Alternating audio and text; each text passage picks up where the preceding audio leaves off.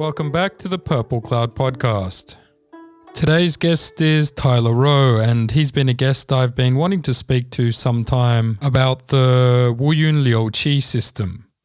This is a system that is not well understood in the current practice of Chinese medicine and is often sidelined as something a bit esoteric.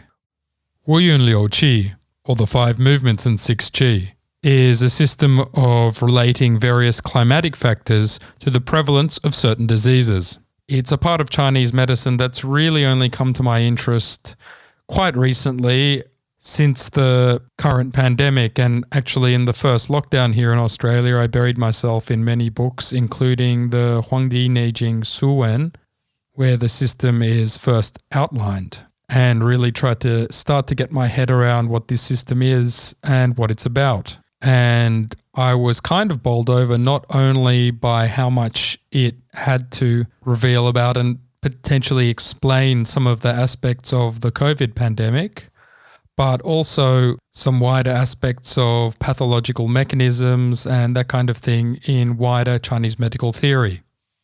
I personally don't know of anyone in the English-speaking Chinese medical world who's delved into this subject as much as our guest Tyler Rowe today, who's been studying this aspect of Chinese medicine quite deeply for, as I understand it, around a decade now.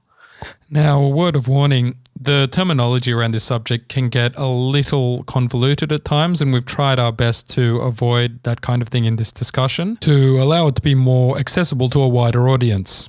So, without further ado, let's jump into the interview.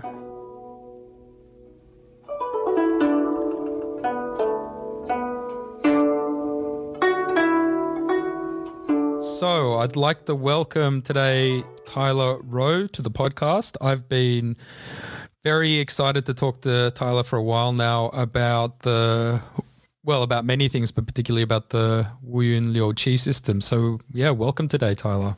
Thanks for having me. It's great to be on. Just for a little bit, just to give an introduction to our listeners, could you maybe give a bit of a quick introduction about your background, how you got into Chinese medicine, and specifically the classics, which I gather is quite a passion of yours. Yeah, that's my focus. So, I started studying Chinese medicine in the early 90s. Like a lot of people, I just went to university and signed up for a degree. I didn't really know what to expect. But I knew it was something I was passionate about, even though I'd never had any exposure to Chinese medicine. But I grew up through martial arts, so that was always a goal to sort of be a kung fu master and do Chinese medicine. I think I worked out fairly early that kung fu master wasn't a really good job description, so I sort of switched into heavy emphasis on the Chinese medicine. Whilst I was studying Chinese medicine, I was introduced to feng shui and spent quite a bit of time studying, practicing, and then lecturing on feng shui and Chinese astrology, which sort of led me into looking at some of the time-based aspects of Chinese medicine. And then in 2009, I met my current teacher, Arnaud Versluis, the Institute of Classics of East Asian Medicine, and he sparked a lot of interest in me in the classics, which I'd always had a passing interest in, but not a real focus on. And since then, it's my pure focus. So in clinic, everything's classical formulas or classical acupuncture. And in terms of the chronomedicine, I look only at the classical point of view on that as well. All right. So speaking of the chronomedicine, there has been a lot of talk about this system, the Wuyun Liuqi, which how would you translate it? Because I've seen a number of translations out there. Yeah, look, Wuyun Liuqi, 5 phases and 6 qi, or 5 movements and 6 qi. And qi in this sense is talking about climates, or weather patterns. So if I had to translate qi, this is the same qi we talk about as qi in the channels, but we could translate that as climates. So you could talk about the 5 phases or the 5 movements and the 6 climates. And yeah, it's hot at the moment, particularly because of the pandemic. Everybody's talking about it. All of a sudden, everybody's interested. I've been looking at it since I think it was 2 days after I met Arnaud Versluis at a seminar. We went and had lunch together, and he just mentioned it in passing at lunch. And I went, well, what is this system? And I thought I'd looked at some other time-based stuff, which I think a lot of acupuncturists are introduced to a few time-based systems when they're at university. I'd looked at the organ clock, and I was sort of dissatisfied with what I'd seen so far. I had quite an interest and a good understanding of stems and branches from my experience in feng shui, and wanted to find something similar in Chinese medicine. And Arno just casually mentions at lunch, "Oh, you should look at the Wuyun Liuqi." And I went home and spent, I think it was 2 weeks, just every night looking at those chapters in the Neijing before I could sort of nut out how to actually do the calculation. And I haven't turned back since then. Yeah, right. I need to confess I'm one of those, the COVID sort of COVID converts, if you want to put it that way. Like, I remember we had a conversation a few years ago and I was a bit on the fence about it. And then during lockdown, I had nothing else to do and nothing else to pass my time. So I really buried myself in the books. And I mean, we can get into it a little bit more later, but I thought it was quite remarkable, the correspondences to what was written and a lot of the manifestations of COVID as an illness. And it's what kind of swung me over, because I'd had a number of teachers in Beijing who were like on the fence about it. Sometimes works, sometimes doesn't. And that's without exploring it myself, I'd often taken that approach. But I must confess I'm much more interested and more of a convert now. Maybe you could explain a little bit. Oh, sorry. What were you going to say? Oh, I was going to say, I think, look, a lot of us, and I was the same, a lot of people over the years have kind of been a bit on the fence with it, because we're presented with a very small part of it, like it's something which looks quite foreign to Chinese medicine. People who look at it and go, oh, stems and branches and all this sort of thing, I don't fully understand what's going on there. And we have a certain amount of people who have a little bit of knowledge of this, so they can present just like a very small window to it. And then we get this fixed idea that it's a system to predict illnesses. And there's a whole lot more to it than just predicting like an annual illness. And I think if it was just predicting an annual illness, I would have lost interest in it years ago. But I kind of had a moment a few years back when I was working on the material, and I thought, oh, why don't I look historically at epidemics? And I started looking back through epidemics and going, oh, when are they occurring? And there's certain combinations in the Yun Qi system that talk about years that are better or worse. And I chose one of the worst years, and it just kept lining up. And I remember turning to my wife and having a moment and saying, I need this to be wrong some of the time. Yeah. Because it just kept coming up right again and again and again. And I said, this is scary how right it is. And then I went through and I had 10 epidemics I was looking at, and 8 of those were sort of correctly predicted. I mean, in hindsight, but were correctly predicted. 2 weren't. And I went, oh, that's good. 8 out of 10. And then later I found a little quote from Zhang Jingyue, who talks about, oh, this system, it's right 8 out of 10 times. I thought, oh, really? Oh, I thought that was great. So it's not right all the time. But yeah.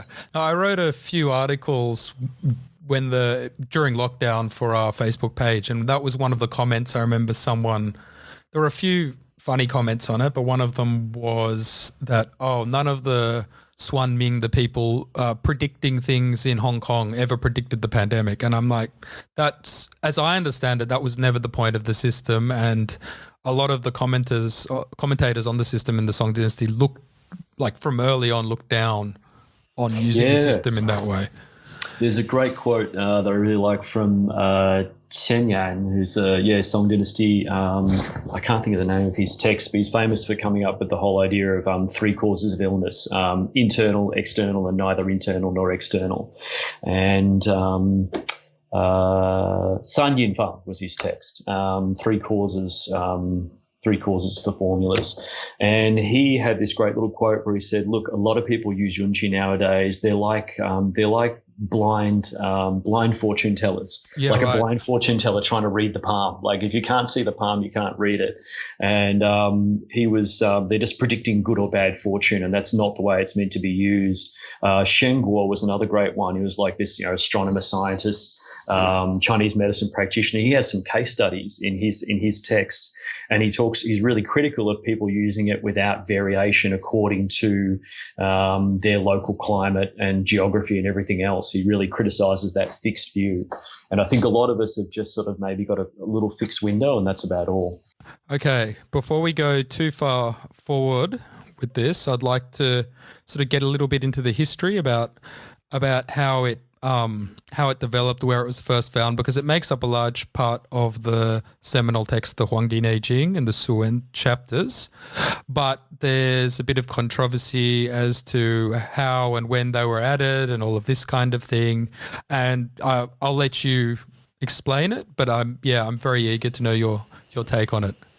Yeah, well, I mean, these chapters, 66 to 71 and 74 of the Suwen, they make up a third of the Suwen. So it's a huge part of the Suwen. And there's different points of view on should they be there or shouldn't they be there. When you look at Wang Bing's introduction, they only appear at the point where Wang Bing does his edition of the text, and Wang Bing says in his introduction that he inserted these chapters. These chapters were previously missing. He received these chapters from his teacher, Xuanju, which translates like the mysterious pearl, and he reinserted these chapters. So there's quite a lot of talk about they don't belong there, they shouldn't be there, and none of this information exists prior to these chapters appearing in the Neijing. Now, I agree that Wang Bing did. My opinion is that he did insert those chapters. He said he did. I don't see any reason why he didn't, but I believe those chapters existed separately as a text prior to him inserting them. It wasn't something that he wrote. There's some talk about, he wrote those chapters. Like, well, if he wrote the chapters, why then would he put a commentary on on chapters that he wrote? He was being clever. He wanted to make it appear like it was written by somebody else. Well, why in his commentary would he say he doesn't understand certain sections? And he's quite clear about not understanding what this means and what that means in a few of his commentaries. So if he wrote it, he should understand the whole thing. So I believe he did add it. I believe it existed as a separate text. We also refer to those chapters. Just to interrupt, just for the listeners who don't know who Wang Bing is, maybe you could explain a little bit. So Wang Bing is a very famous editor and compiler of the Neijing. The edition we have of the Neijing, of the Huangdi Neijing, we only have because of Wang Bing's compilation. He spent a lot of time working on previous editions, and that's the edition we have that comes through till today. And that's Tang Dynasty. And so I believe Wang Bing added those, but I do believe it existed as a separate text. And this is where it gets a bit controversial. Those 7 chapters are sometimes referred to as the Tipian Dalun, the 7 great chapters on yin and yang. There is also one camp that says this is the Yin Yang Dalun. The Yin Yang Dalun was a text that was mentioned by Zhang Zhongjing in his introduction to the Shanghan Lun as one of the texts he studied. Now, there's a lot of talk that this is not the text. There's a few that are saying there are. Chen Shaochen is quite a famous historiographer in China at the moment who is firmly in that camp, and I follow his work, that this is the Yin Yang Dalun. We look at some of the commentators in Song Dynasty, Lin Yi and Gao Baoheng, famous commentators and compilers of the Song Dynasty editions. They agree that this is an edition and that it probably was the Yin Yang Dalun. One of the arguments against it existing prior to Wang Bing adding it is that the system, there's no other record of the system prior to Wang Bing putting it in the Suwen. And there is. There's actually mentions in a number of other texts. It's just not directly referenced or called the Wuyun Liuqi. And this is the interesting thing. When you look at those chapters, in all those chapters, there's only once where they actually say Wuyun Liuqi in one phrase. The rest of the time, it's not named. Like a lot of things historically in China, they didn't name the system, they just talked about it. So the name we actually added later. We decided later to call it the Wuyun Liuqi. When you look in the Neijing, that's only referenced once. There's a lot of references talking about the 5 phases, a lot of references talking about the 6 qi, but only once do you see the compound term together. But if you look at the Zhang Zhongjing's introduction to the Jingwei, he talks about the jiazi, he talks about the calendar. And he talks about seasons arriving early and late. He talks about Shaogang, different confirmations. He's very clearly talking about the Wuyun Liuqi system. And he says in his preface that he read the Yin Yang Dalun. The other one, which is completely overlooked most of the time, is the Nanjing. There's 2 clear references to the Wuyun Liuqi system, the Nanjing. Again, it's not named the Wuyun Liuqi, but Nanjing 33 talks about the Wuyun, the 5 phases or the 5 movements. It only talks about 2 of them. It talks about combination of 2 heavenly stems, Geng and Yin, which is the movement of metal, and it talks about the heavenly stems Bing and Xin, which is the movement of water. But if you have a look at the commentaries there, all the commentators agree, they're talking about the Wuyun Liuqi system. Their idea of the Wuyun Liuqi system is not great. Some of them are quite critical of them. Some of them say it's a political system. It has nothing to do with Chinese medicine. It uses a lot of political terminology. They talk about governing and affairs and administrations. Like a lot of Chinese medicine, it uses analogies. So it uses military or sometimes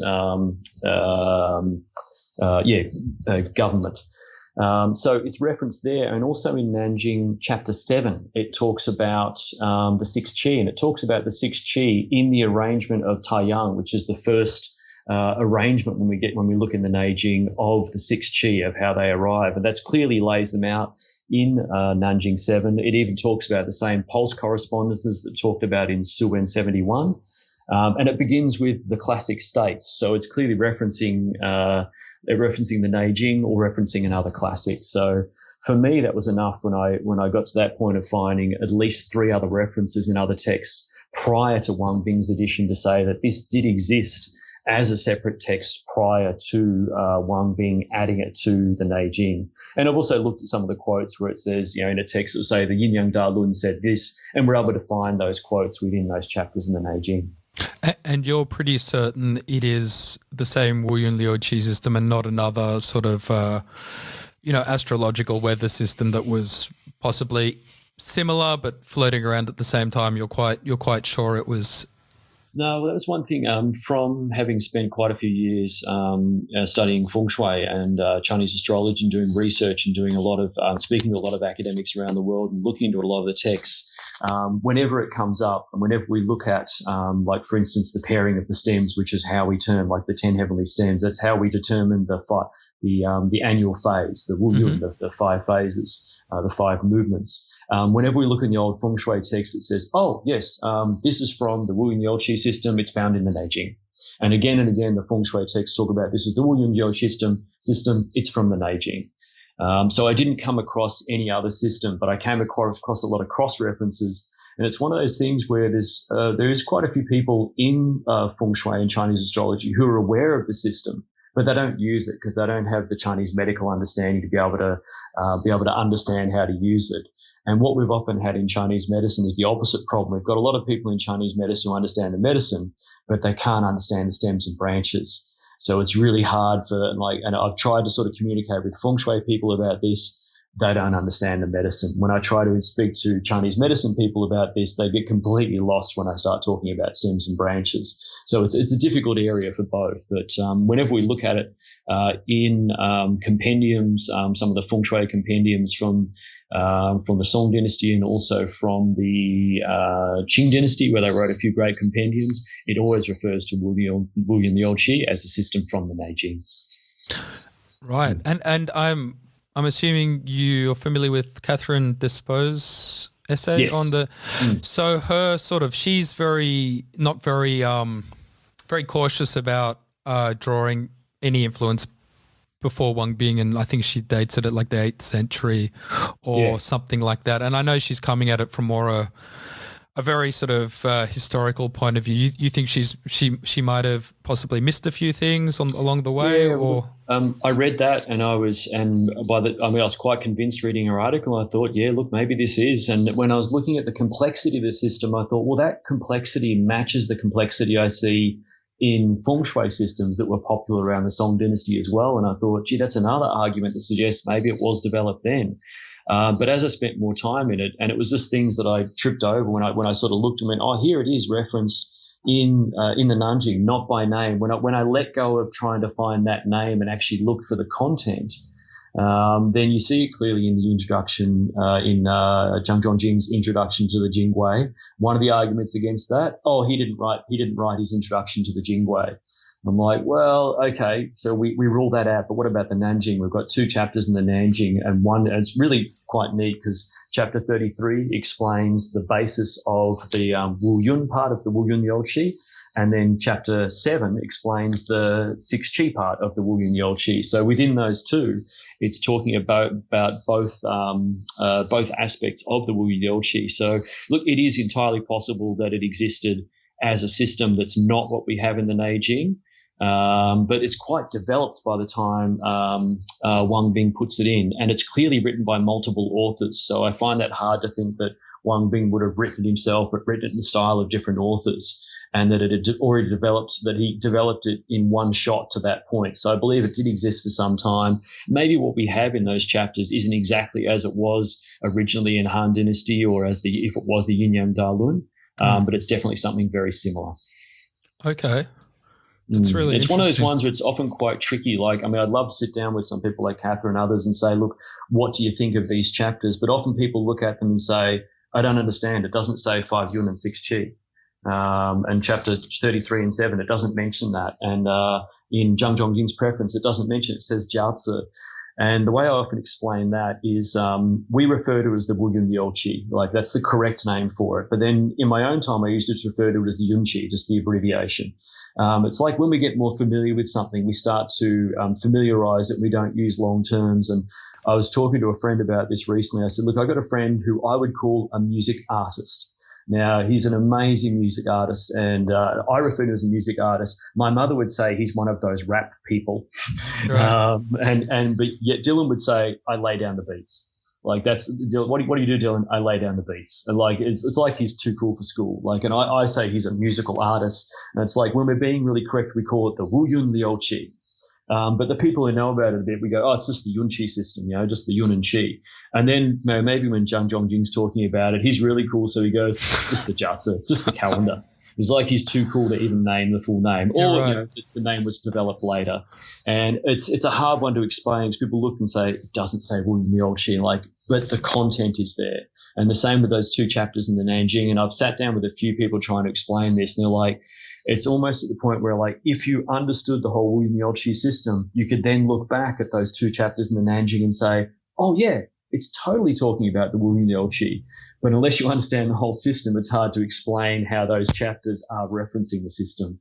It's a very complex system. Yeah. And I'm just curious, just because you mentioned it, are there other aspects of the Shanghan Luan where you've seen the system, like little influences in the system apart from this intro, or not really? Yeah, well, when you look in the Yunqi chapters, because it's compiled by different authors, we have a few different arrangements of the 6 conformations or the 6 Qi. And when we look at the 6 Qi, there's 3 distinct groups of symptomology for the 6 Qi. Now, one of those is the 12 transformations, which is in chapter 71. And the 12 transformations, it goes through the transformation for each of the 6 conformations. It'll say, it says, Zhui Yin, Xiao Yin, Tai Yin, Xiao Yang, Yang Ming, Tai Yang. It'll say the transformation, and it'll apply it to weather. Then it'll apply it to physiology. It'll apply it to all these different things. And there's 12 of them. And what I did a few years back was looked at all the illness ones and compiled those. And when you compile those symptoms into a group, you get base symptoms for Tai Yang, base symptoms for Yang Ming, base symptoms for Zhui Yin, and they match beautifully with the symptomology that Zhang Zhong gives us in the Shanghan Luan. Yeah, this is something I also wanted to talk to you about, and I noticed through reading these chapters, it's really increased my knowledge of physiology, which I didn't expect to happen. But it's a lot of what they're talking about, how things change, how pathogens can change, all of that kind of thing. Like, a lot of light bulbs went off over my head, and yeah, it was amazing to see the interaction between what you think is just a climatic system, but really it's also those same mechanisms are happening in Chinese medicine pathology, and it was kind of like a missing link, I found, in a way. Yeah. Well, they're hugely important chapters on physiology. This is also where we get Biaoben Zhongqi theory, Right. Kai He Chu theory, like open, closing, pivoting, and Biaoben Zhongqi, like root, middle and tip or manifestation. So, and also theories on formula structures all come from here. The whole theory of minister, assistant, envoy, this all comes from these chapters. So they're hugely important chapters for physiology. And I think this is one of the things that people miss. They look at the Yunqi system and says, oh, it predicts and tells you to use a formula. Or actually, and we were talking about this before, a lot of podcasts I listen to, they never even get to the part of actually a formula. They talk a little bit about this is the yun for the year, or the phase for the year. This is the qi for the year. But that in the system, that then correlates to a flavor palette, and that flavor palette is then how you can select a formula. And so it doesn't name formulas in these chapters. It mentions flavors. But what we end up with is huge sections on physiology, explaining how physiology works in our body. And a lot of the time we tend to think of the conformations in terms of pathology, like the pathological sequence, like a pathogen enters at Taiyang, moves to Yangming, to Xiaoyang, to Taiyin, to Xiaoyin, to Zhuiyin. That's the pathological sequence. But if we reverse that, we get the physiological sequence, which is also the sequence of the seasons. Zhuiyin is wind, is spring. Xiaoyin is summer, Taiyin is late summer, Xiaoyang is late summer also, Yangming is autumn, Taiyang is winter. So the reverse of the pathological sequence is a physiological sequence and is the sequence of the seasons. And they're one and the same thing. And the more you read these chapters, the more you start to appreciate it's not just a predictive system. We can use this to understand things that have happened previously. And so we can look at the passage of time in our physiology. We can use this for prognosis. We can use this for I don't like to use the term prediction because it makes it sound like it's divination. And then we get this idea that it's something absolute, like, the Wuyun Liuqi said to use this formula on this year. And that's that kind of, we were talking about before, that's that fixed approach. It's never meant to be used in a fixed way. I think of it more as we're comfortable with the idea of a forecast. We forecast all the time. We do weather forecasts. We do financial forecasts. Our weather forecast is based on a mathematical system. It's just a mathematical system that is done by a computer. The Wuyun Liuqi is a mathematical system, and it can forecast weather patterns. When you can forecast weather patterns, you can also make a prognosis. And a prognosis is a prediction. It's just a medical prediction on the passage of a disease. So I'm not necessarily trying to predict some obscure, arbitrary disease that might happen 5 years down the track. I'm looking at what's happening in my climate at the moment and how that's going to progress through people's physiology and how that changes their pathology and how that affects their prognosis, how that affects the therapeutic intervention. One thing you did mention, and this was something when I did write those articles for our Facebook page and our website, our blog, I don't like to get like mired down in these endless Facebook comments, but I kind of did with this one. This guy, I mentioned in the article that it was a herbal medicine system. And my meaning was that in its original context, that's what it is. There are applications to other things, but there was some people who took, I won't say, they took issue with that. So I'm wondering there are those two apocryphal sort of chapters, and it's also something I wanted to ask you about your opinion on them. And, you know, is it a herbal medicine system, or is it, I think it can be applied to anything really, but I agree. And look, at same points. In its original form, it's a herbal medicine system because it identifies a flavor palette. And that flavor palette is then what you can construct a formula from.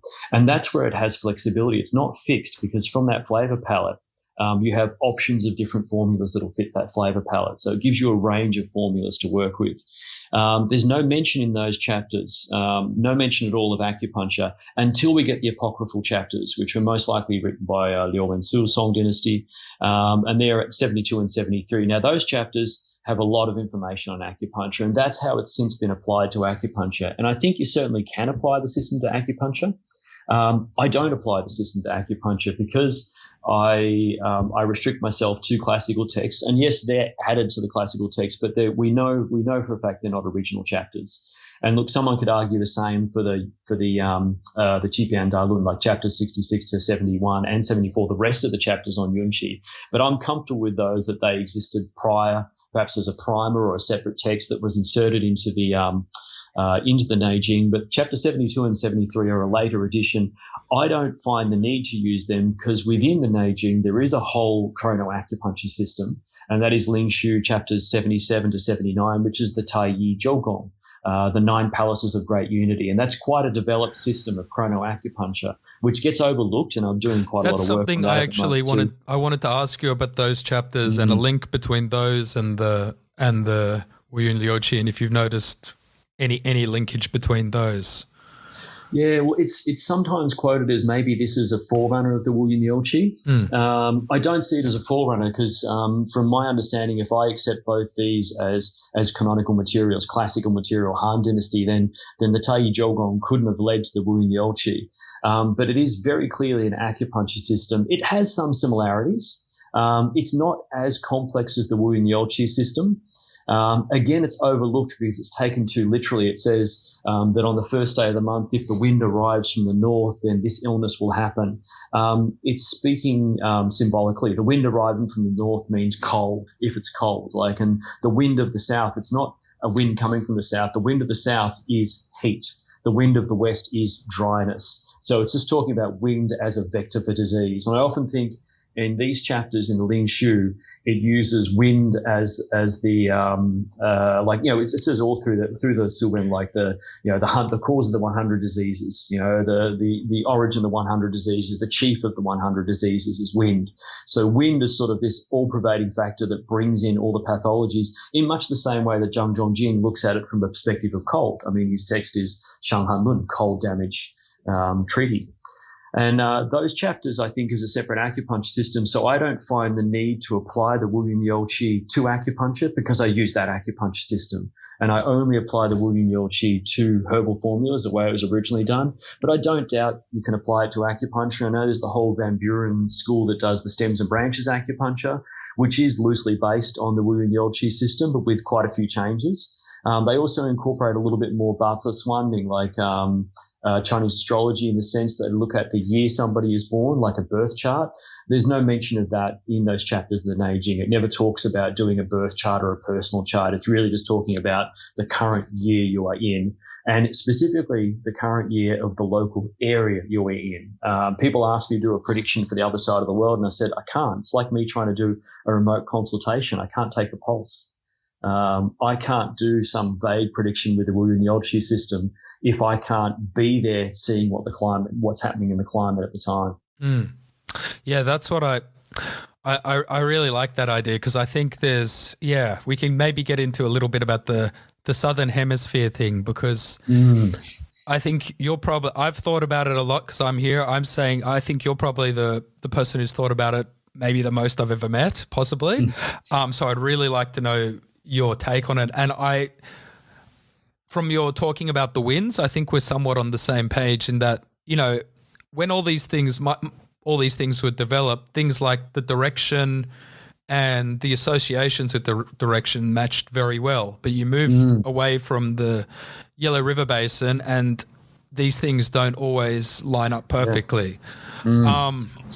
So I've always thought, rather than stick directly to the text, try and understand what it's trying to say and then get there. So like things like the sage faces south in the Neijing. How do you interpret that? Well, what we're talking about there is the sage is facing towards yang. He's facing towards the sun.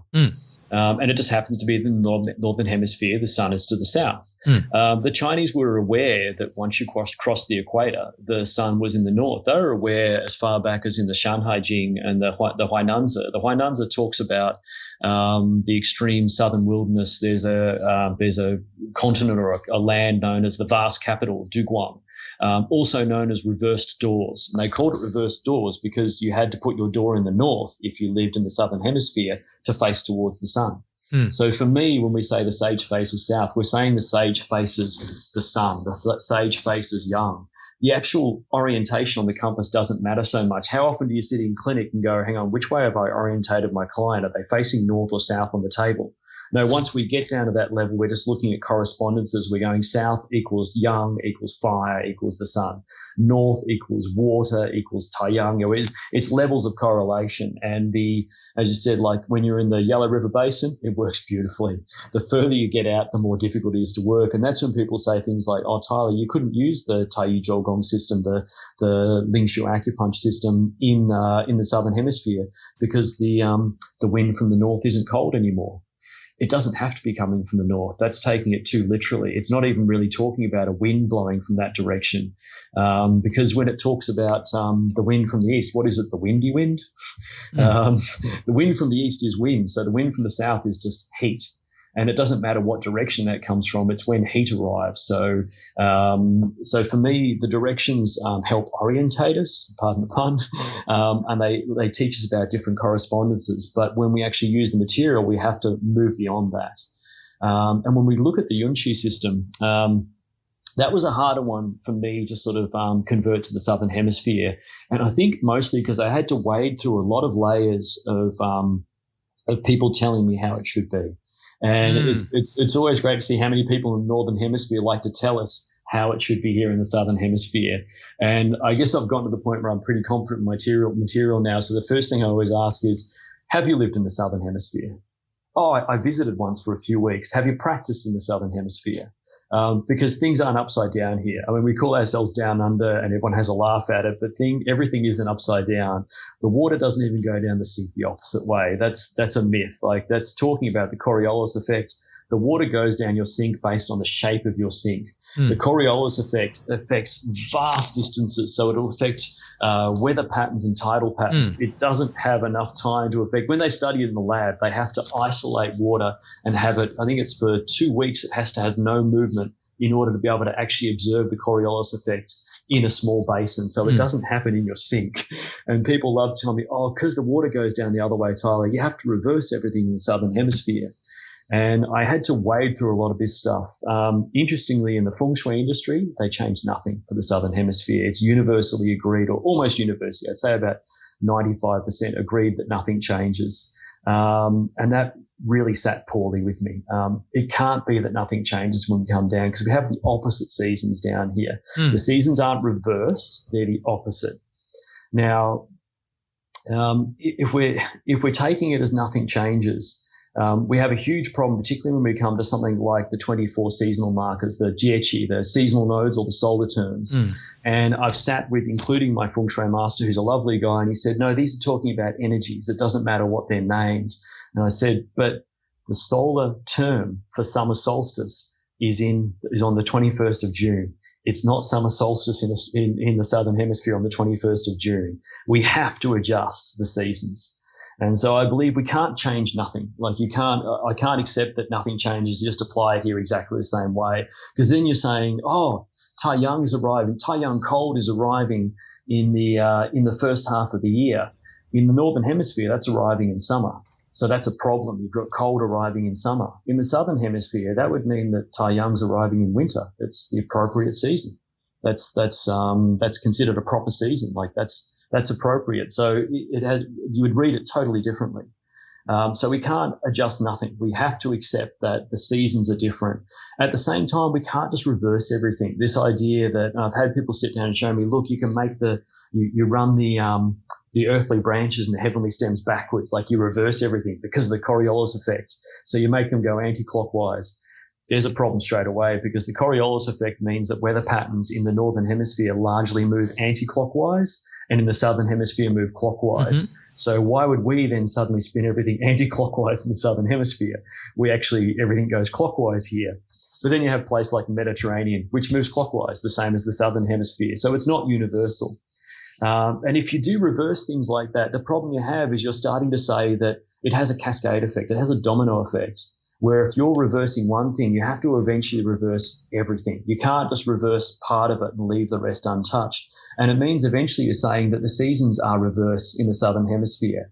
And I've said this to people in the Northern Hemisphere, and they said they are. I said, no, they're opposite. They're not reversed. Reverse would mean we go from summer to spring to winter to autumn. That's reverse. And that would then mean our physiology is reversed as well. And if our physiology reverses, then our pulses reverse. And I have had one practitioner who swore that the pulses are opposite in the Southern Hemisphere. What, as soon as you cross the equator? Yeah. Okay. Okay. I said, when I fly across, does it switch? And he was like, no. If you've lived there for a long, like if you were born there, your pulses are opposite. He practices Northern Hemisphere. He said, I know when someone comes in, I have to take the pulses opposite. And I said, well, what if you just lived there for a little while? And when we cross the equator, does my physiology suddenly turn upside down? Suddenly my liver swaps sides. So yang is now rising on the opposite side. My large intestine reverses. And I said, and then, hey, what happens at the equator? What do they do? Everything sits still. You can't go forwards or backwards. So you can see why I got stuck on this for a long time, just trying to dispel the myth that everything reverses in the Southern Hemisphere. So I think we can comfortably say we can't reverse it, because otherwise everything has to reverse. We know the pulses are the same. We know physiology the same. We know the seasons are the same. They're just opposite. They're out of sync. So we can't reverse everything. we can't change nothing. We have to look at what we can change and how we apply that. And what that means is we have to accept that we have opposite seasons down here. So we're comparing the different seasons. And the other big thing is we have to work out where do we start? Because in the Yunqi system, we have, in terms of the 6 Qi, we have two things. We have what we call the host, that's just the regular seasons, and we have the guests, that's what's visiting. So we might have the host is summer, but Taiyang cold is visiting. And that would be a problem. We might have the host is winter and Taiyang cold is visiting. Oh, that's fine. That's the appropriate season. So we know we've got to compare to a different host, but the next thing is the guest. What do we do with the guest? Like, do we just leave the guest the same and compare to a different host? So I worked with that for a while. I thought maybe that's the answer. And so what I did with each possibility here is I tried to work with it for a number of, cases, for a few years in a lot of cases. Reversing it, I didn't work with for long because it doesn't take long to work out. That doesn't work. But I tried just changing the seasons, like the host season first. And I worked with that for about 2 years, and it wasn't satisfying. I wasn't getting the right results, and I wasn't able to use the system effectively. I thought, no, it can't just be changing the seasons. So I went, okay, now we've got to work out how the guest changes. So there's a few options here. You can either swap the guests over and say, what's the first half of the year in the Northern Hemisphere is our second half of the year. And what is the second half of the year in the Northern Hemisphere is our first half of the year. Now, that works because it's opposite seasons, so we switch them around. But the problem is, what's the starting point? Are we 6 months behind or 6 months ahead? Exactly, yeah. And this is where people are like, well, hang on, where? And the starting point is even an issue. Like, people will say in the Yunqi system, the starting point is in the Neijing, it says the start of the year is winter solstice. Elsewhere it says the start of the year is Dahan, major cold, or Shaohan, minor cold. It does say that in the Neijing. It's talking about different systems. The Taiyi Zhougong, which we talked about before, the acupuncture system, Ling Shu 77 to 79, that starts according to the winter solstice. That's the start of the year. But the Yunqi system starts according to the beginning of spring. And that's quoted in Suwen 9. Suwen 9 talks about the start as being in spring. And also Suwen 71 from memory. Yeah, Suwen 71 also talks about the start being the beginning of spring, Li Chun. So for the Yunqi system, we start with spring. And I was also saying Suwen 9 is an interesting chapter to look at because it talks a lot about the Yunqi system, but it's not part of those chapters 66 to 71 and 74. So the revisionists have to also say that Suwen 9 is an addition as well. You have to cut Suwen 9 out of your Neijing if you don't believe that these chapters belong in the Neijing. And that's original Neijing, and it talks all about the Yunqi system. But in those chapters, it talks about the beginning of spring as the start, where we start the system. Suwen 9 talks about we always return to the beginning of spring. Now, it doesn't use Li Chun. It uses it's a different character for start. I think it's Shi. Is it Shi Chun? Different character, but the translation is the same, the beginning of spring or the start of spring. So we have to go by February 4th or 4th or 5th in the Northern Hemisphere. Now, in the Southern Hemisphere, our equivalent for the beginning of spring is August 8th. Now, in Australia, I grew up in Australia where we still celebrate Chinese New Year on February 4th or around February 4th because it's the Chinese festival at the beginning of spring. People say, maybe we should be celebrating it here in August. If we were actually celebrating the beginning of spring, we'd have to celebrate it in August here.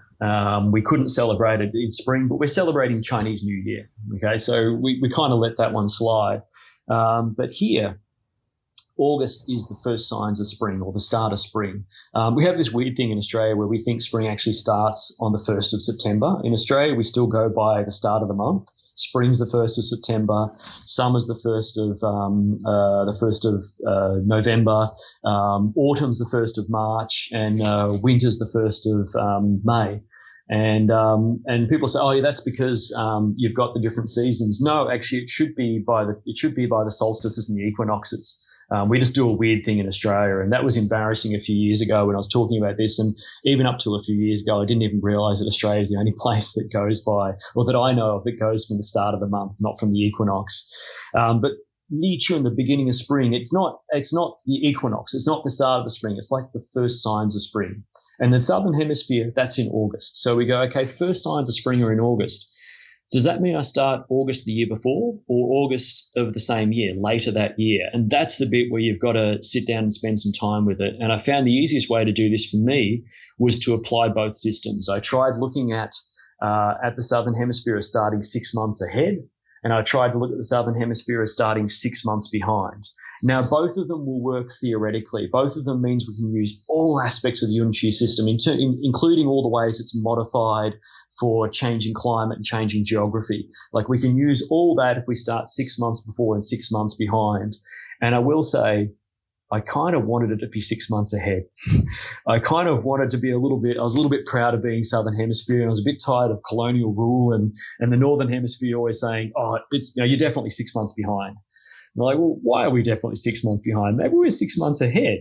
Who says we're 6 months behind? So I basically sat down and crunched a whole lot of data. I looked at weather patterns. I looked at epidemics. I even looked at disasters, which are said to be predicted by the Yunqi system. Not in the sense of it's not necessarily predicting earthquakes and volcanic eruptions. We're talking about extremes of weather, like a blizzard or a drought or this sort of thing. And when I looked at that data, I was disappointed, I must say, to find out that it was looking more and more towards 6 months behind. And I really wanted it to be 6 months ahead. And then I came to a quote, which was also in Suwen 9, and it talks in Suwen 9 about place the, I think I'm sort of paraphrasing Umschuld's translation here, place the beginning at the start, put the proper in the middle, and push the excess or the remainder to the end. Thus, heaven's degrees are complete. Now, it sounds obscure, and I've said it to people. I'm like, that's it. That's the quote that kind of confirms how we do it in the Southern Hemisphere. And they look at me blankly. It's like, well, when it says place the beginning at the start, it's saying you start the system with the beginning of spring. So you start in the beginning of spring. Push the proper to the center. So all the rest of the 24 solar terms, they sit in the middle. And then push the excess to the end. So the excess, there's two different views on this. They could be talking about, the excess is in the extra quarter day in a leap year, or we're just talking about the end, like the rest of the 24 solar terms, and heaven's day degrees are complete, or the degrees of heaven. And that's where it's important, degrees of heaven, because the 24 solar terms are measuring 15-degree differences in the sun's position on the ecliptic. Now, that means when I pull out, and I was playing with this recently, trying to talk to some feng shui people about it, I've got a little pocket gnomon. A gnomon is a shadow stick that can tell you the direction based on the sun's position. And when I pull out my gnomon, which was built in the Northern Hemisphere, it was built in China, and I set it up in the Southern Hemisphere and I line it up directly to north, it tells me at the moment, and it's the 26th of March, so in Australia here, we've just moved into autumn. But when I set up my gnomon here, it tells me we've just begun spring. And it's because the gnomon has to be calibrated differently for the Southern Hemisphere, because we're talking about degrees of the sun in the sky. And we kind of can't deny that information. Like, that's astronomical information.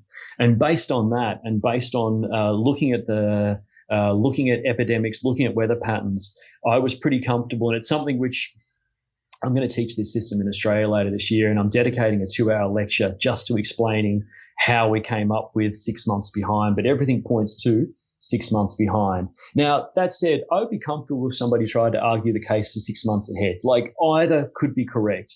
I've done enough looking at the data to be comfortable that it's 6 months behind. And the really interesting thing was when COVID hit. Now, obviously, it originated in the Northern Hemisphere, but everyone asked me hey, Tyler, do you have a prediction for what's going to happen with COVID next year? And I said, look, I can't predict what's going to happen with COVID somewhere. I haven't been to Wuhan since I went to uni. I did some uni in Wuhan years ago. I said, I don't live there. I don't know what's going on at the moment. I can look at weather data, but it's not the same as living here. The whole point of the Yunqi system, and it talks a lot in these chapters about geography. Even within China, it says we have to adjust for geography. And there's a great comment from one commentator. How could it be that all of China has diarrhea when the earth is insufficient? Surely this can't be true. And it's like, no, we have to adjust for geography. When you're in a mountainous region, when you're at altitude, then it's always going to be colder. So we have to adjust for that. When you're in the lowlands, it's warmer. The further you are from a mountain, the closer you are to a mountain. So we adjust for geography, even within China, which is obviously what we're having to do in the Southern Hemisphere. And we also adjust for local climate. This is a hugely important thing that's barely ever mentioned. When people talk about the Yun Qi, they talk about the 5 Yun and the 6 Qi. They might even do the base calculation for the year. They might even get as far as talking about some actual flavors that could then convert to a formula. But almost nobody mentions the system of modifying based on the current weather conditions. And the system of modifying is talking about the sheng and fu. The sheng is like overcoming or surpassing, or Unshu calls it domination. And fu is restoring, or Unshu calls it revenge. He calls it domination, revenge. I tend to go with overcoming and restoring. And that is when we have a very extreme climate, a climate will come back to balance that, to adjust the system. And that means we've got to be able to observe what's going on. Like, I can't say, yes, Jueyin might be visiting, but if Jueyin's not present where I am, if it's not windy where I am right now, well, then what's going on? Is Jueyin being dominated by metal, okay? Or is it just not expressing? So you need to understand this modification system to know how to effectively use it for your local region. So I couldn't do a prediction for somewhere that I'm not. But everyone wants predictions. I'm like, oh, look, it's not just about predictions. It's about understanding what's happened before. It's about understanding physiology, pathology, influencing diagnosis. But okay, if you want a prediction, I can only give you a prediction for my local area. And this was March last year. I said, look, looking at my local area, I'm in Melbourne. And everyone's wondering how's it going to go in Melbourne? And this is on a forum, so people can check the timestamp and see that in March I said, look, we're suspecting that for Australia we're going to be worst hit by the epidemic based on using the Yun Qi system. We're going to be worst hit by the pandemic in June, July, and in Melbourne. And that was based on a very simple thing of looking at the geography, like the geography of Wuhan, of northern Italy, of New York, the places that were affected initially the worst. And if we look at their latitude, their geography, and convert that to the southern hemisphere, look at the negative latitude, then we get somewhere a little bit south of Australia, okay, a little bit south of Tasmania even. Now, looking at that, I said, look, obviously it's not just going to pop up in the ocean. Tasmania is a little isolated island. It's less likely. The closest area we have that matches similar latitude, similar climate, similar air pressure, all these different things is going to be around Melbourne. And then knowing that from the way I look at the Yun Qi system, we're 6 months behind, I said, right, well, if they were worst hit in their winter, we're going to be worst hit in our winter, June, July. And what happened, and you're here so you know, June, July, it got pretty rough in Melbourne. Now, compared to other places in the world, barely. But the worst in Australia was June, July in Melbourne. And that was based on using the Yun Qi system, but understanding how to modify the Yun Qi system based on geography and how to observe my local climate to see what's happening. And I think this is the real thing that's lost, and people have this fixed point of view that you just do the calculation, it equals a formula. You have to be present there. And when I taught this in 2019 in Germany, it was really lovely being over there and talking to all these people and having messages later. Tyler, you were saying it's a deficient earth here, so wood might dominate or wood might overcome. And this was one of my colleagues who's in the Netherlands. She said, we've got I don't know if they call it a hurricane or a cyclone there. It's a hurricane. It's a hurricane when it's in the US. It's a cyclone here. It's a typhoon. I think it's still a hurricane there. So we've got hurricanes in the Netherlands. This never happens. Like wind has obviously dominated the earth. And I'm like, yeah, you've got to observe that and see. And yet down here, when we had the corresponding time, we're pretty damp in Melbourne. So even if the earth is weak, it still stays pretty damp. Like we didn't have sudden terrible winds down here. So it's going to affect different areas in different ways.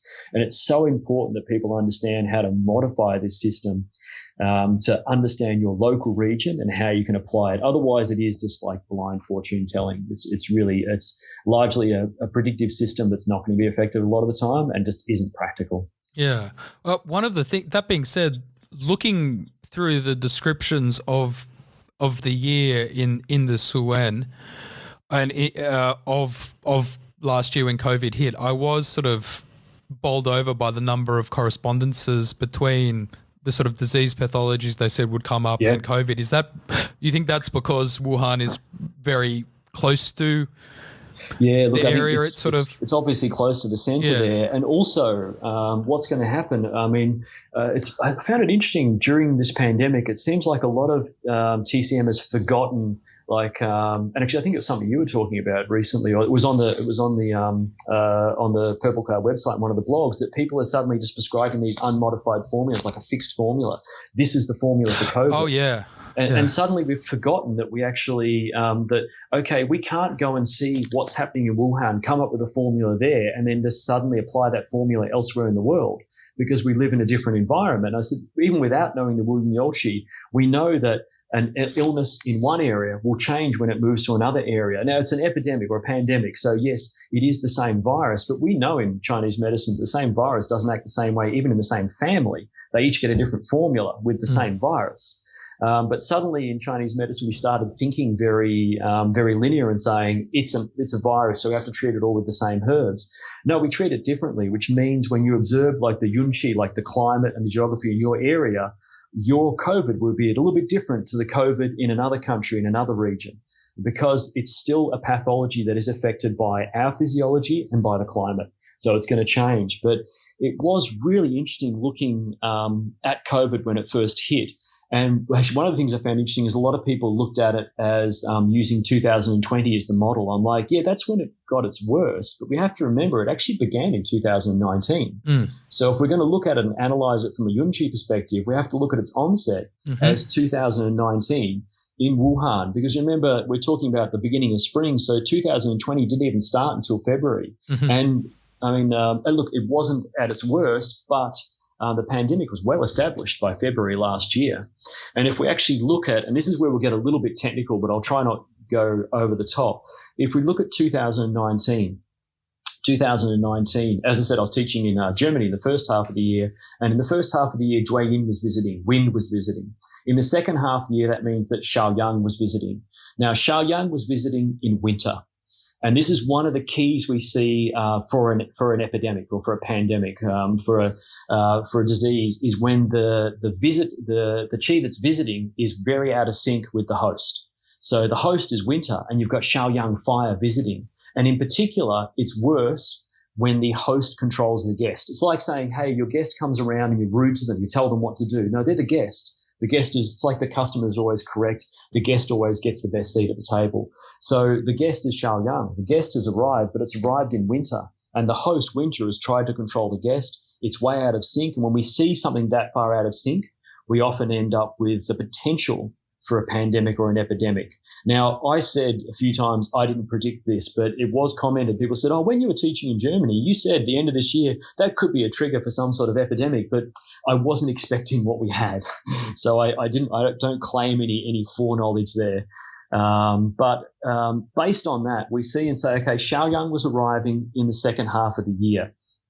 And so for me, I started looking at formulas straight away. I said, okay, well, how does that actually correlate to flavors? So when Shaoyang is arriving in the second half of the year, the flavor we use for that is the salty flavor. We apply the salty flavor because salty is the flavor that tonifies fire. Now, not with the symbolic flavors that most people know when they learn in TCM school. Oh, fire is bitter, wood is sour. They're the symbolic flavors. You have to get away from Suwen 4 and look at Suwen 22 when it gives you a tonifying and a reducing flavor for each element. The example I always give is wood. Wood, the symbolic flavor, is sour. What does sour do? Sour contracts, and wood likes to move outwards. So sour is actually the flavor that reduces wood. Pungent is the flavor that tonifies wood. Metal's another good example. The symbolic flavor of metal in Suwen 4 is pungent. Yes, but pungent disperses, and metal has a contracting nature. So pungent disperses. Pungent reduces metal, and sour tonifies metal. Now, when we look at those chapters, Suwen 22, which also correlates nicely with Suwen 71, Suwen 71, the chapters on the Yunqi, it talks about the flavor to tonify fire is salty. And whenever we have Shaoyang arriving in the second half of the year, the lower half of the year, we say it's deficient, so we need to strengthen the fire. So we use a salty flavor. Now, the other thing for 2019 was it was a deficient earth year. We need to tonify earth, so it needs sweet. So the flavor palette for the second half of the year was sweet and salty. Now, based on that, I was looking around. I was saying, look, it's a viral epidemic. what sort of formulas are people using, particularly within the lineage that I practice, which is the Tianzheng lineage, ICAM, the Institute of Classics of East Asian Medicine. And it was really lovely to see that a lot of the practitioners who were firsthand with cases of COVID in our students in Germany, in the US, down here in Australia, I've still seen very few cases, thankfully. But looking at them, some of the first formulas they were using were harmonizing formulas, and they were using Chaihu Guizhe Ganjiang Tang. Chaihu Guizhe Ganjiang Tang with muli, salty, and with sweet Zhegan Sao. So it fits the flavor palette. And that was really nice. I'm like, okay, that was the initial formula. Then when we look at 2020, which is how a lot of people analyzed the pandemic, I'm like, you can analyze what's happening to the pandemic in 2020. But if you want to actually look at how the pandemic originated, you have to look at 2019. When we went to 2020, I said, okay, well, everyone's analysing it from the perspective of 2020. What does that tell me? The first half of the year in 2020, Shaoyin was visiting. And Shaoyin, when it's in the first half of the year, requires a flavour to reduce fire, okay? When it's in the upper half of the year, we want to reduce. If it's in the lower half of the year, we want to tonify. So the reducing flavour here was sweet. I thought, okay, so we've got sweet. And then the overall for the year, the annual movement for the year, the annual phase for the year is excess metal. Now, metal is reduced with pungent. We need to reduce the metal. So for the first half of the year in 2020, I said, okay, we're looking at formulas that need to have a sweet herb and a pungent herb, and I want a Shaoyin formula. The same as at the end of 2019, I wanted a Shaoyang formula, so I looked at harmonizing formulas. We found formulas like Chaihu Guizhe Ganjiang Tang made a lot of sense. In the first half of the year in 2020, I'm going to be looking at a Shaoyin formula. Now, I want a Shaoyin formula that has a sweet herb in it.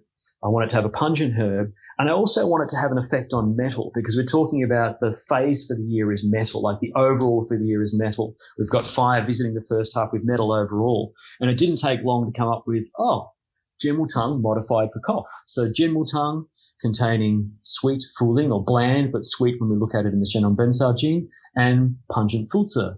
And when we have the inline modification of adding ganjiang, wuweizi, and xixing, then it's working on the lungs, working on the metal element, and lo and behold, what came up and what often comes up as a very important a formula for lingering cough, for post-viral convalescence, Jinmutang cough modification.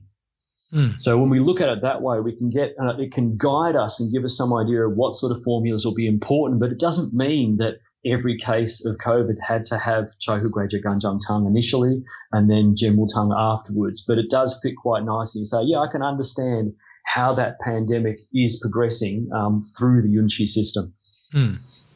And you need to do that again for each year. Like this year, you need to look at your local area and look at the Yunqi for this area to get some idea of what's going to happen here with the COVID pathogen as opposed to what's going to happen elsewhere.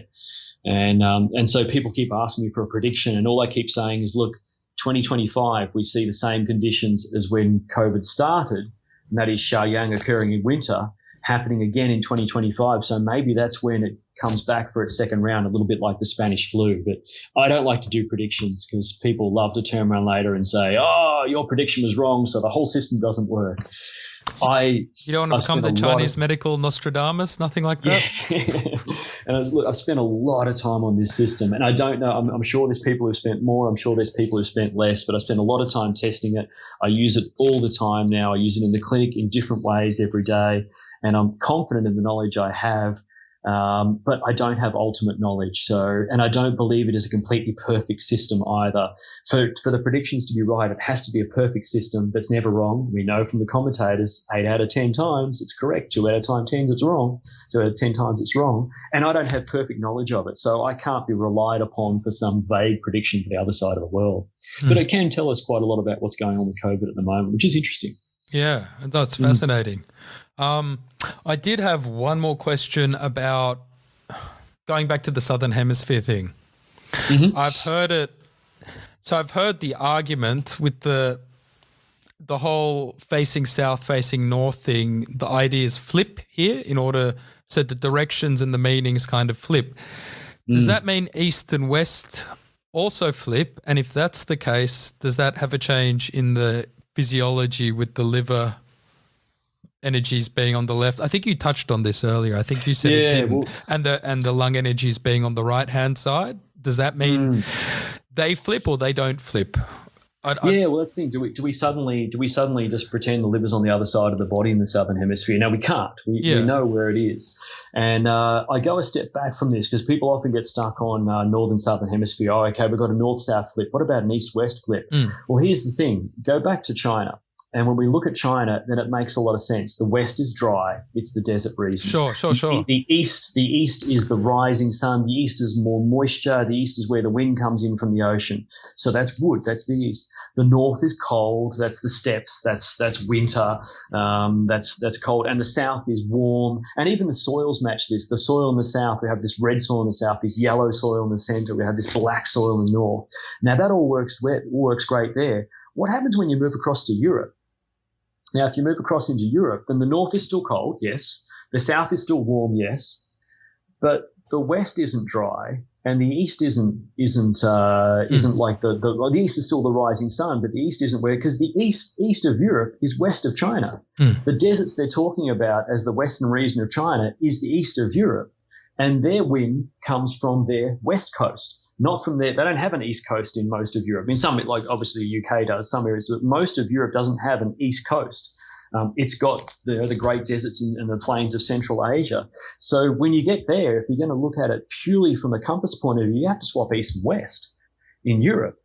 Now, and then what does that mean? Well, they're symbolic directions, a little bit like we're talking about symbolic flavors. That's medical idealism. Ideally, everyone has geography like China, but they don't. So in reality, we get there and we say, where does wind come from in Europe? Oh, it comes from our west. It doesn't matter what compass direction that is. That's the area the wind's coming from. This is the area the cold's coming from. This is the area the heat's coming from. And the same in the southern hemisphere.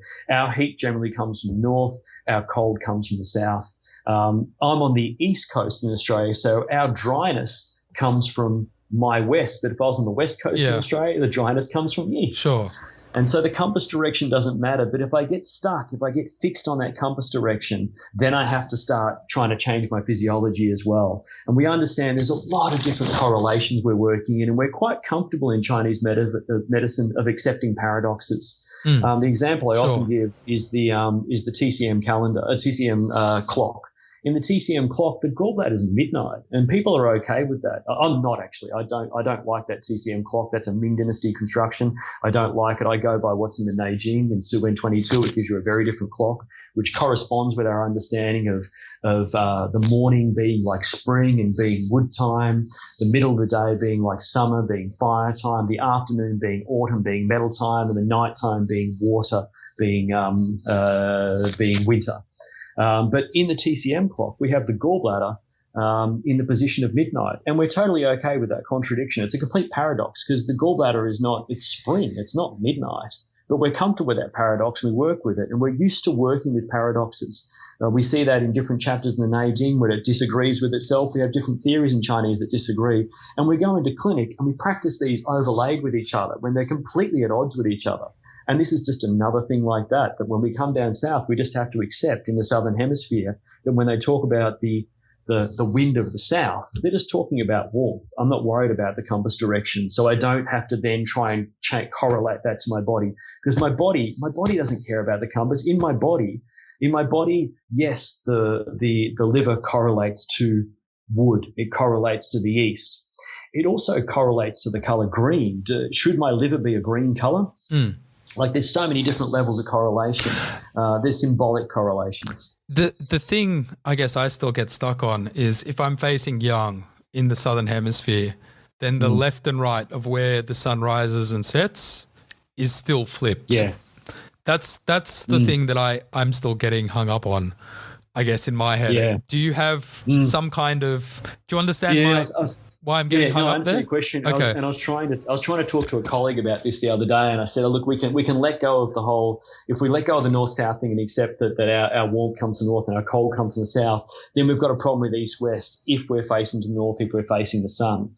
And this is where I say, look, we've got to take a step away from those directions and look at physiology, and also look at physiology from the point of view that that it talks about the sage faces south or the sage faces the sun. It doesn't necessarily talk about what's happening on the sage's left and on the sage's right. And people go, oh, that's a bit of a cop-out answer. Well, it's implied. Yeah, it's implied, but is our physiology of our liver dependent upon the sun rising in the east and that being on our left side?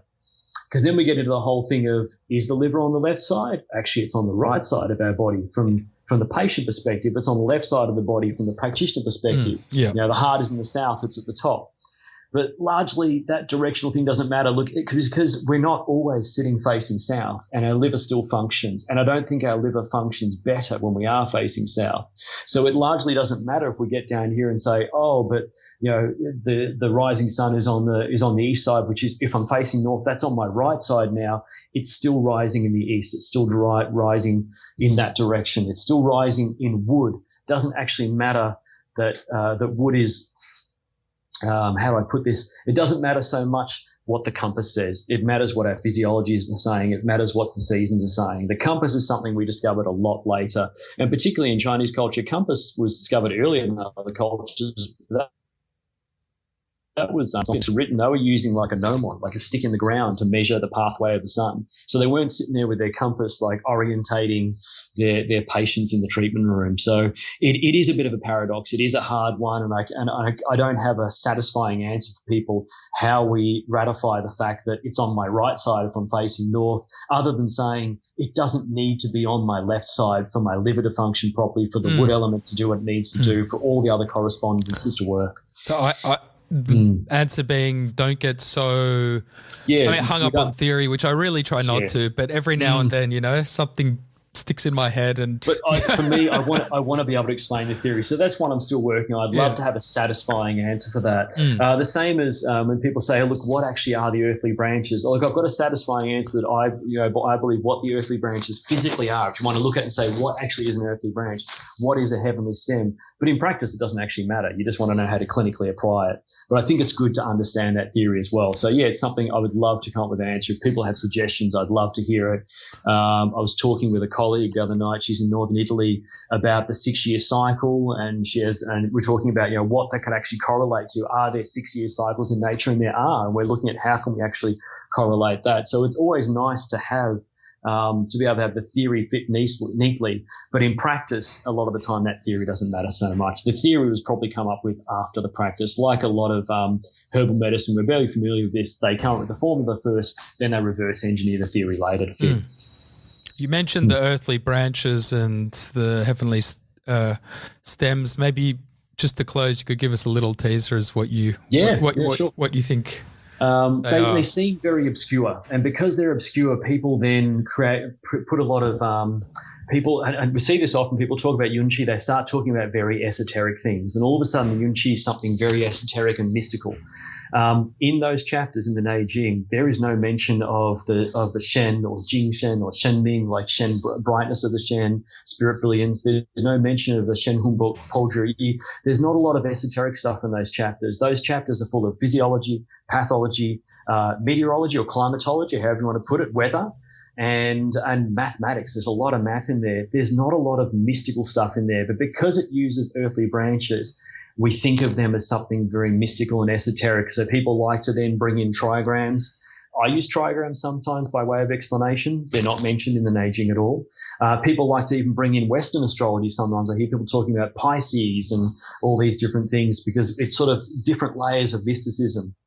In those chapters of the Yunqi, it doesn't talk about mysticism. It really talks about mathematics and climate. It's very practical stuff. I mean, this is an agrarian society. This is a farming culture that came up with this. And so when you look at the earthly branches, I try and remove the more esoteric, mystical aspects and say, what actually was it? What are the earthly branches? The earthly branches were originally indicating there's 12 of them, and they were the 12. It's called an empty moon, it's called a void moon or an empty moon in the Neijing, but it's talking about the new moon, when there's no moon, when actually when the moon is between, its pathway is between the earth and the sun, not an eclipse, it's not directly between, it's just we're looking at the back of the moon, so we can only see darkness, the new moon. The sun is on the other side. When the sun is behind us, that's when we see a full moon. If the sun is, when the sun is behind when we're between the sun and the moon, we see a full moon. When the moon is between us and the sun, we don't see a moon. We just see blackness. We see the new moon. And the 12 earthly branches were originally indicating the 12 new moons. So they were monthly markers. The 12 earthly branches are just talking about the months of the year. It's a measurement of time. The 10 heavenly stems, a little bit different. The 10 heavenly stems, there are 10 of them. There's a yin and yang quality for yin and yang for each of the 5 elements. The 10 heavenly stems are variously referred to as, they were originally the 10 days of the classical Chinese week, the Shun, the 10-day week.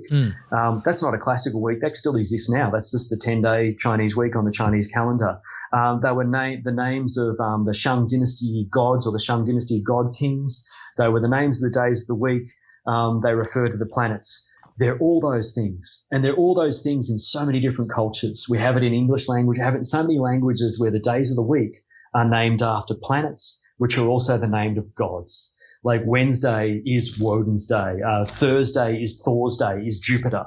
So we have it in almost universally. Cultures name their days of the week by the planets, and the planets are also the names of gods. It's exactly the same thing in the 10 heavenly stems. It's just over a 10-day week, the yin and yang of each. And so it's the yin and yang.